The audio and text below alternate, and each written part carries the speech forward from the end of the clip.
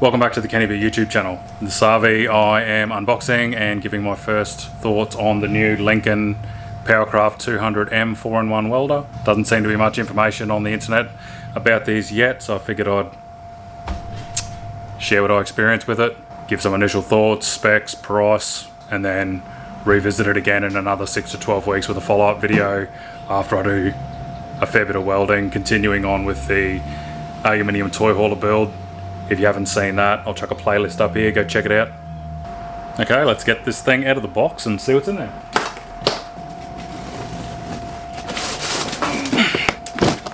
Packing list, manual, TIG consumables, gas lead, earth lead, electrode holder for stick welding. Looks like drive rollers for the MIG wire, MIG torch, TIG torch. Seems like it's only a 4 meter, the SIG weld was an 8 meter, but 4 meters should do. Nice, big, full-size gas regulator.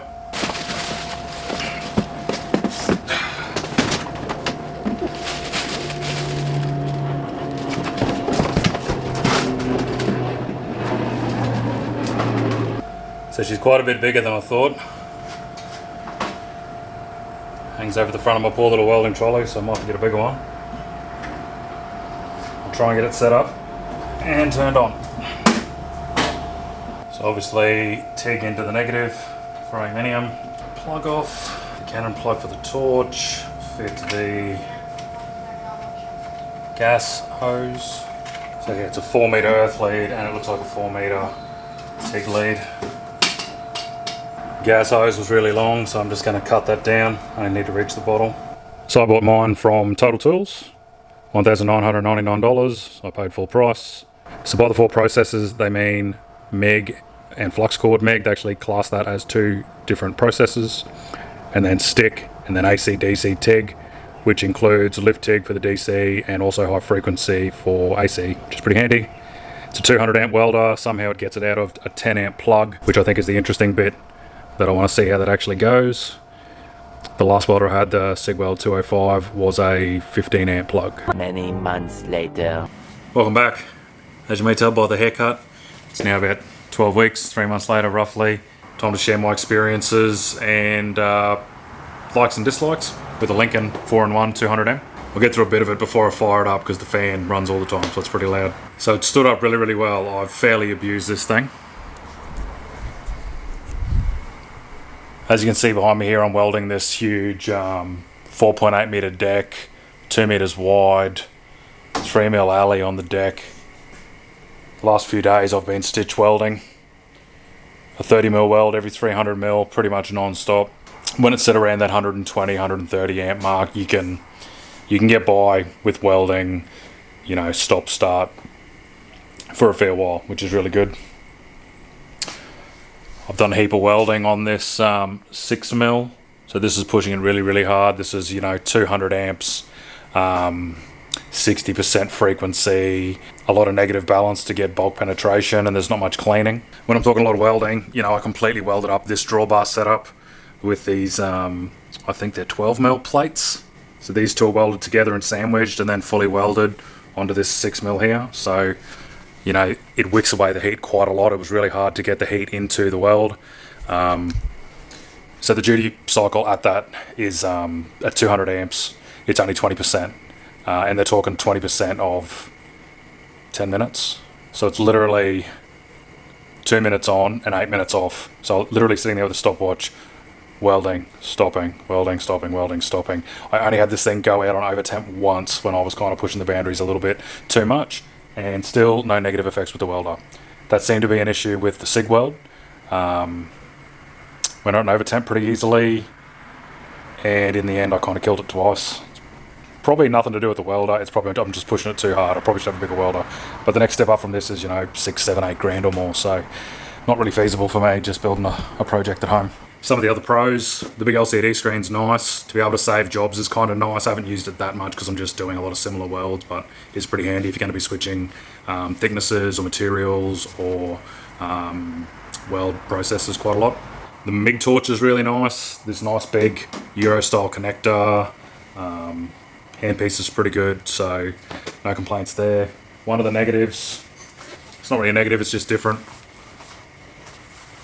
On other welders, some of them have an 8 meter long TIG lead.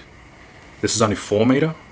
8 meters sounded excessive when I first got the other one, but then after using the 4 meter, I've come up short a number of times. So, you know, welding on a big project where I need to be right down the other end of this deck, this is just not long enough. I have to keep wheeling the trolley along behind me. Not too much, just a little bit. And times where you need to get up on top of something and weld. So the other weekend I was welding some aluminium roof racks and other bits and pieces, brackets and things on top of my brother's canopy, which is up on top of a Land Cruiser.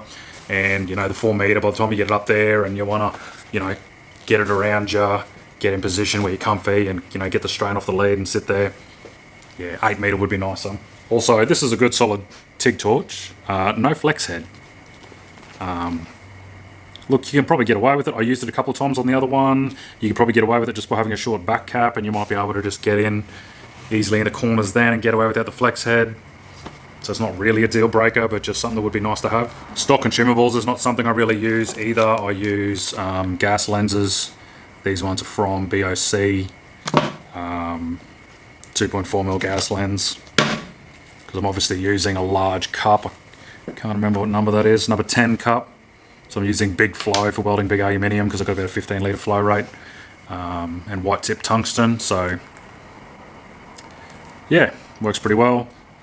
I do have the starter kit from Furic, so really keen to get into that. Got all the Pyrex cups and all that sort of stuff to use once I start doing stainless.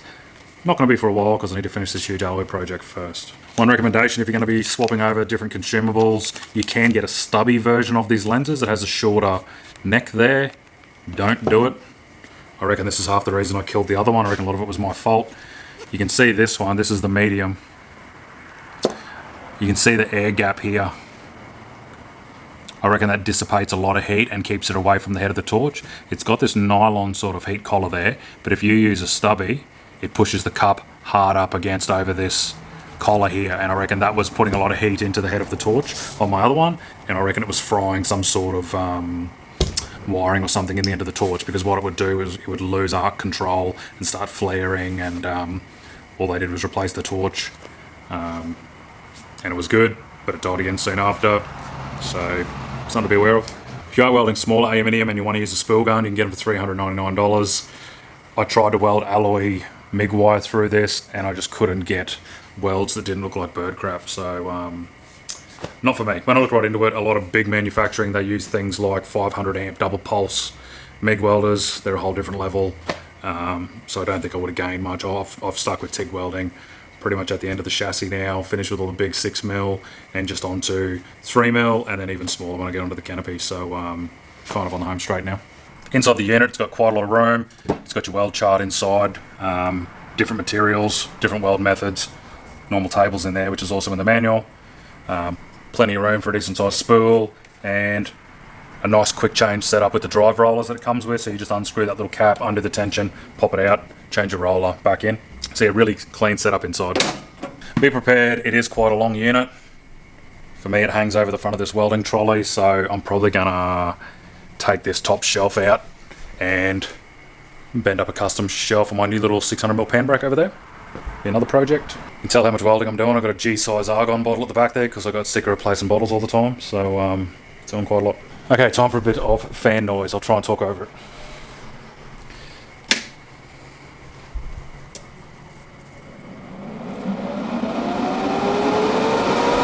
It's a nice big LCD screen, really easy to read.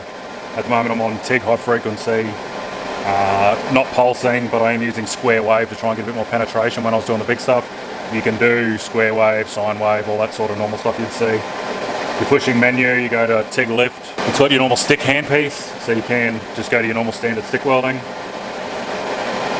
Your synergic MIG, which kind of auto-tunes, I think it uses, I could be wrong, I think it uses the pulsing of the MIG, and it kind of senses that and then fine-tunes the weld as you go. I have used that to build some furniture out of a 44-gallon drum, so welding through paint and oil and all that sort of crap, and it ran really, really nice. Also on really, really thin metal. When you're in the synergic MIG, you can adjust your settings. So over here it's got material thickness. You can manually adjust the voltage to tweak it, but just by turning the dial on the left, you can see the amperage will change, your wire feed speed will change. but your material thickness over here. So if I turn that dial, got settings there for 4 mil. I can weld that, turn it back down. It adjusts all these other figures. That's your setting for 3 mil. So really, really simple. I really like that feature. And you can still program in, you can save jobs and all that sort of stuff. So you can get right into that. I don't need to explain that to you. And you can also just do manual MIG if you wish to do that as well. So pretty straightforward. Just going back to TIG high frequency, one thing I did find weird that I had to get used to. So AC balance, it seems to be the Australian welders talk about the balance in the opposite side, I've found with some brands. So some welders will talk about the percentage negative. Some will talk about it as a percentage cleaning, which would be positive. So kind of two ways of thinking there. This thing screwed me up even more. So the amperage is your left dial here. So when I was welding the 3 mil, I was on 140 amps. You can easily dial that in.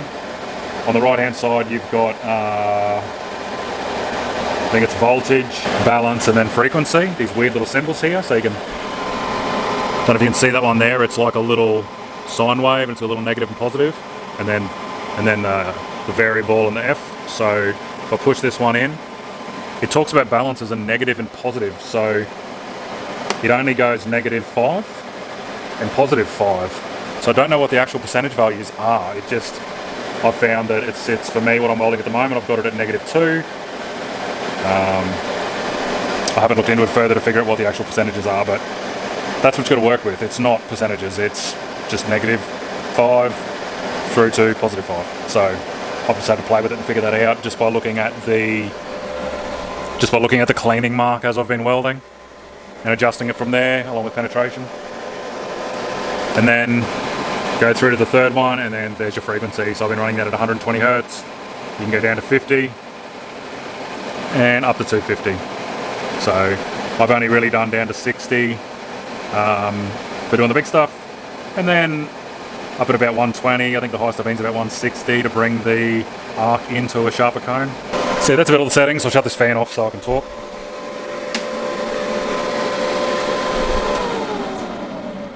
So that's pretty much my thoughts on the Lincoln Powercraft 200M 4-in-1. I'd really call it a 3-in-1, classing gas MIG and gasless MIG as two processes. I don't know, that isn't really a thing to me. It's really MIG stick TIG. Good quality machine, really happy with it. Wouldn't mind a longer TIG torch. That's about it. Longer TIG torch. Maybe I can get one as an accessory, I'm not sure. Still got to look into that. For me it's really good because it's going to replace my older machine over here. I've got a cheap old MIG welder from Super Cheap that I bought years ago that I built the quad bike that I converted into a side-by-side. If you haven't seen that one, go check that out. It's pretty interesting. Chopped a quad bike in half, stretched it, turned it into a little buggy. Still finishing it at the moment. But yeah, I'll probably end up selling off that welder and just sticking with this. $2 grand, pretty good price. No complaints there. 3 processes in one, $2 grand. Can weld the biggest shit that you're probably going to want to weld in your shed, all the way down to real fine stuff, just with the amount of control it's got with the voltage and amperage. So yeah, and it can save modes like the Millers you see that are 5, 6, $8 grand. Yeah. So yeah, good thing in my opinion. If you want to grab one, see your local guys at Total Tools. They treat me really well. I got no affiliation with them, but they do look after me. So no complaints at all with the service there from the guys in Townsville. If you want to check out the aluminium toy hauler build, yeah, go check out the playlist. It's come along really nicely. And you can see the welding in action. There's a lot of me welding over there. You can see the amount I've done with this thing. If you don't believe what I'm saying on this video, go have a look. Shitloads of it. If you've got any specific questions or you think I missed anything, just drop it in the comments. I'll answer it for you. So yeah, that's it for this video. I'll see you in the next review when I buy another toy that the wife probably really won't let me buy. So yeah, cheers. See you in the next one.